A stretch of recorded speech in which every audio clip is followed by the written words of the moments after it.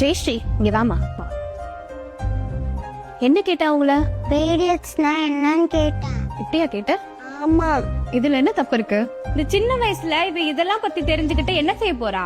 பின்ன இந்த வயசு தெரிஞ்சுக்காம எந்த வயசு தெரிஞ்சுக்கணும்னு நினைக்கிற?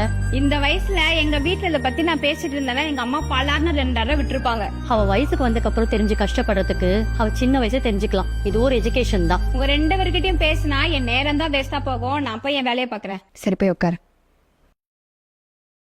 பீரியட்ஸ்னா என்னன்னா ஏஜ் அட்டன் ஒன்னு இருக்கு. அது பாய்ஸ்க்கும் நடக்கும், கேர்ள்ஸ்க்கும் நடக்கும். பாய்ஸ்க்கு என்னன்னா ஹார்மோன்ஸ் சேஞ்ச் ஆகும், மீசை வளரும், தாடி வளரும், வாய்ஸ் சேஞ்ச் ஆகும், அவங்க ஹார்மோன்ஸும் சேஞ்ச் ஆகும். இதே கேர்ள்ஸ்க்குன்னா அவங்க ஹார்மோன் சேஞ்ச் ஆகும், அவங்களுக்கு ப்ளீடிங்கும் ஆகும். பொண்ணுங்களுக்கு என்ன ஆகும்னா பீரியட்ஸ்னு ஒண்ணு வரும். பீரியட்ஸ்னா ஒன்னும் இல்ல, அவங்க பிரைவேட் பார்ட்ல இருந்து ப்ளீடிங் ஆகும். அது 3 டேஸும் வரலாம், 5 டேஸும் வரலாம், இல்ல 7 டேஸ் கூட ஆகும். அம்மா அப்ப நம்ம என்ன பண்ணணும்? அப்போ நம்ம காட்டன் பேட்ஸ் யூஸ் பண்ணணும். காட்டன் பேட் என்ன பண்ணுனா நமக்கு பீரியட் ஆகுற பிளட் இருக்குல்ல அதெல்லாம் சக் பண்ணி எடுத்துக்கும். பீரியட்ஸ் எப்போ வரும்? அது மந்த்லி ஒன்ஸ் வரலாம், சில பேருக்கு 28 டேஸ்லயும் வரும்.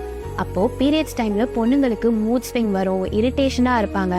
அந்த டைம்ல நல்ல ஹெல்த்தியான ஃபுட்டா எடுத்துக்கணும். அவங்களுக்கு இந்த டைம்ல body pain, stomach pain, back pain எல்லாமே வரும்.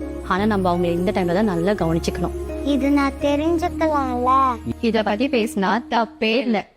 துணிந்து வா, இல்லை என்று ஒன்றும் இல்லை, தடையெல்லாம் நீ உடைத்திடவா. தயங்கினான் இந்த வெளிவானம் தெரியாது, பறந்திடவா உன் சுதந்திரம் வா. உடையாமல் கருமேகம் மழை பொழியாது, சிறைக்குள்ளே நீ அடங்காதேவா.